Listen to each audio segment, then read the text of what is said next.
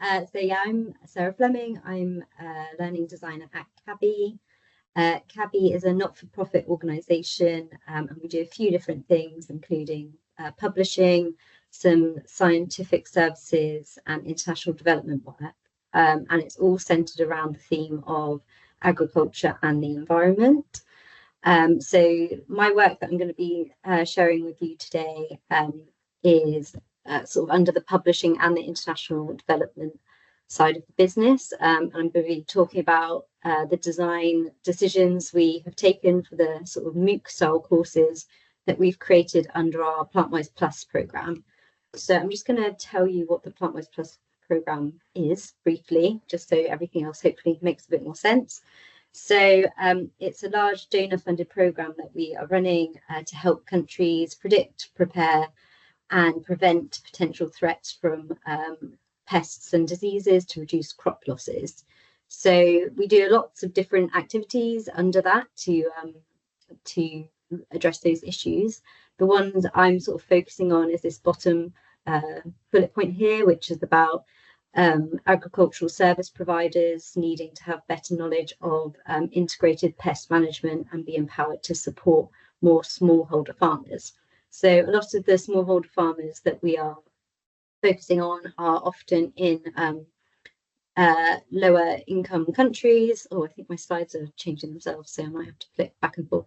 Lower income countries and often in rural settings. So we have to really think about what the needs are for those learners and what kind of challenges we're trying to address with the courses that we're creating. So the kind of collective challenge that we're looking to sort of address is smallholder farmers lacking reliable information about pest threats and the risks and having low access to relevant resources.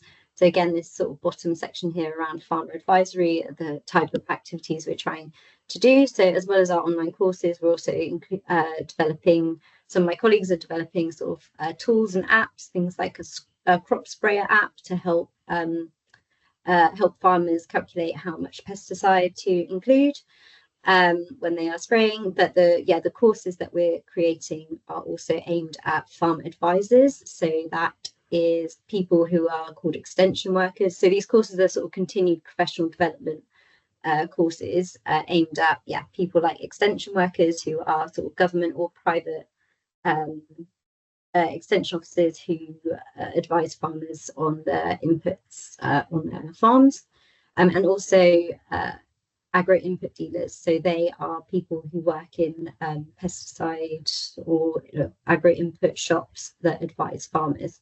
So it's all with the kind of same aim and vision of empowering individuals to improve their food security and reduce biodiversity loss.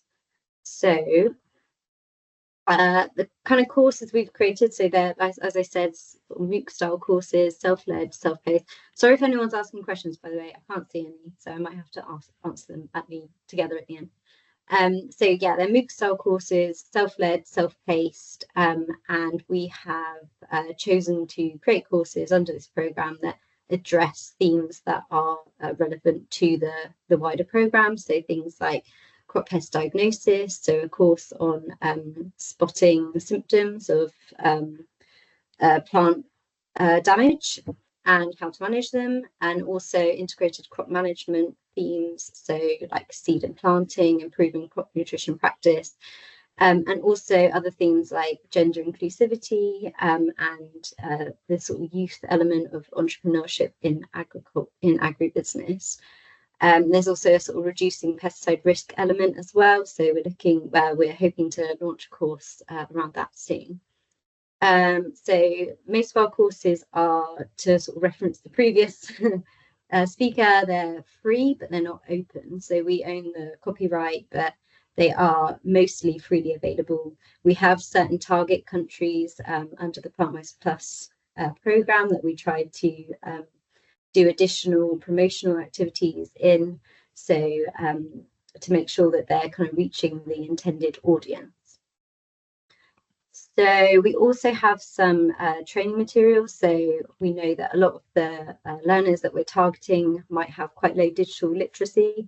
So to obviously, if we're creating online courses, that's a bit of a problem. So we've created other sort of training materials that would be facilitator-led, so almost like lesson plans and facilitation manuals for people in communities who might want to improve the digital literacy skills of the wider community. So we're looking at this from like a few different angles. We've also created a skills for agriculture framework. So rather than reinventing the wheel, if there's stuff out there already, we want to kind of bring that together into one space, not host it, but create a website that links relevant courses to a defined set of skills that are applicable to the agriculture sector. So here's an example here of crop pest and disease management. So we've defined that skill, and then we've mapped it to different proficiency levels on a sort of 7-level scale. So at level 1, it would be people who are quite new to their role, in their agricultural role, maybe started their career and have a lot of supervision as part of their career, up to level 7, which is more sort of policy level, strategic thinking type of thing. And then we're still working on it, and it's something we're continuously developing, but yeah, the goal would be that if you work in that sector, you can go there and then be directed to courses that are sort of relevant. So again, that's a free tool for people to use, and a way that we're just trying to sort of create almost like a curriculum around continued professional development in the agriculture sector. So I'm going to be speaking about not this whole process, so don't worry, just a couple of elements of it, just to help show what kind of thinking we're doing, what kind of activities we're doing to really understand the needs of our learners, and then how we're responding to that in our design that we do. So we have, and I'm sure a lot of this will be very familiar to all of you. I think I'm just talking from the perspective of which bits we emphasize most strongly in the process when we're creating courses for this particular context. So we have these workshops where we think about the bigger picture. What is the problem? So it's a sort of backwards design approach, sort of problem thinking. So we're thinking, what's the problem we're trying to solve? Is an online course format the most appropriate format for that particular issue? So as I mentioned, if it's a digital tool, is that relevant for that particular context, or would like a radio announcement be better, or a bigger communications strategy rather than an online course? So we're sort of going in, trying to go in neutral and think about whether an online course in this kind of mass format is the right solution. We define who the project is for. We think about the success measures and the sort of problem metrics as well. So, how big is this problem? And then we think about, okay, if it is the right format, how do we measure success? And is there anything being done out there already? And then that informs us to help build our skills framework and the courses that we're mapping onto the skills framework as well. The biggest, most important sort of stage in the process for me is the defining the target learners, the sort of persona activity. And we spend a lot of time doing this and working with a lot of different stakeholders to really define these profiles, because as you can imagine, doing a course that's sort of free globally, that's quite a big cohort of people potentially, and the bigger the audience, the harder it is to design for, because you're inevitably not going to please everyone, and you have to kind of use these persona activities to sort of distill it down into something that's going to be the most useful thing for the most amount of people whilst still providing value. So it's a real challenge, and when we're working with our subject matter experts, it can be a real source of frustration, I think, sometimes, to think like, oh well, that's not the case, to be a farmer advisor in X country you have to have this kind of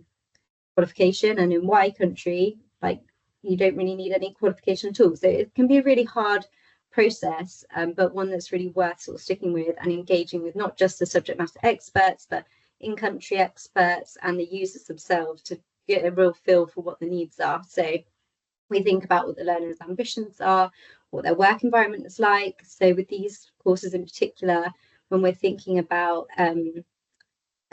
farmer advisors in rural contexts and low-income countries, that can be a really challenging work environment. They might be on the road a lot, they might have low resource, They might not have very good access to devices. It might be quite expensive data bundles that they're having to access. They might have really intermittent access to the internet. They will probably be quite time poor, spending a lot of time on the road between visiting different farms. We think about all those challenges and what their sort of familiarity with online learning is as well. And this all kind of informs our designs. But the challenges are quite large. Also, language, of course, is quite a big. We know people who are accessing learning in their own language, they're going to learn better than having to access it in a second or even third language. So these are all things we like to think about. And again, it helps us make that decision about what the right format is for the particular interventions we're looking to introduce. And then a third workshop is when we think about the learning outcomes we want to achieve as a result of all the other things we've looked at. And then we start thinking about learning theories as well. So, what's going to be most appropriate? We've found so far in these types of courses we're creating for this particular audience, constructivist theories are quite useful because we're thinking, what do these learners, they're professionals working in an environment with customers, what do they already know?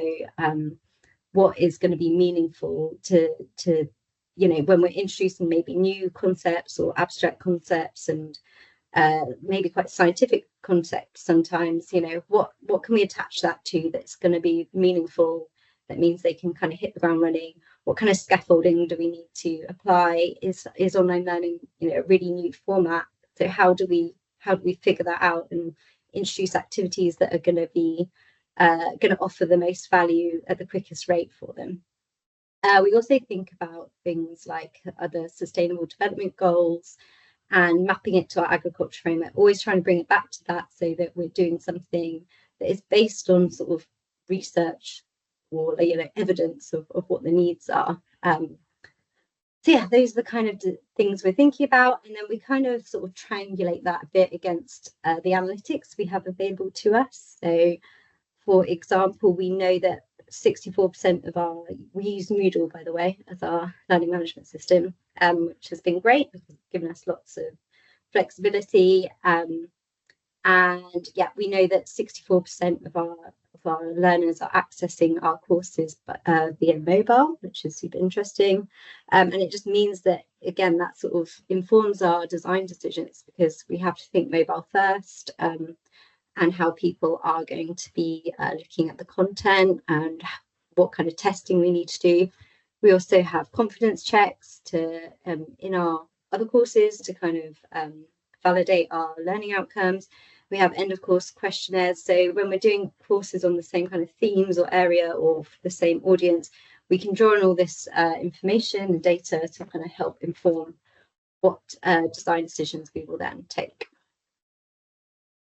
So yeah, when we are actually doing the design and thinking about the kind of activities to include, so the accessibility is really high on our list. So yeah, resizing and that responsive design, really testing that, being really robust in how we're looking at that.